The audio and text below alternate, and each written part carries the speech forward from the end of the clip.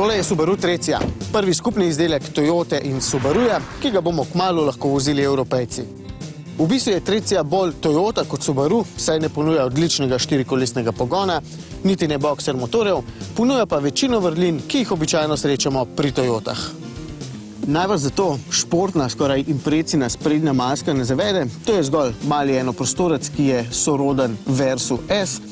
Z njim pa naj bi Subaru dobil nekaj tistih kupcev, ki jim je znamka sicer všeč, a doslej niso našli v ponudbi takšnega majhnega in uporabnega avtomobila.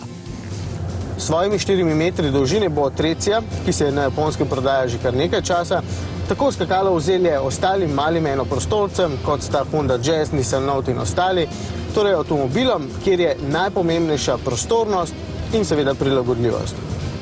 Ena od pomembnih lastnosti takšnih malih enoprostorcev je seveda praktičnost, zato se zadnja klop zloži takole povsem enostavno v eni potezi.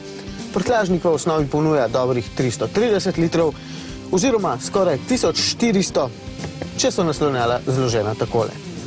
Na voljo je en bencinski motor s prostornino 1,3 litra in 100 konji. Ta se je v tem mestnem okolju izkazal za dovolj živahnega, kar je tudi najpomembneje, saj se bo v takšnem okolju najpogosteje nahajal. Pri Subaruju pravijo tudi, da je varčen in da povprečno porabi le 5,5 litra goriva na 100 km. V Sloveniji vas bo takšna Trezia stala 15 590 evrov, kar sicer ni malo, je pa dovolj bogato opremljena. Ima 7 zračnih blazin, ESP in kopico ostale opreme.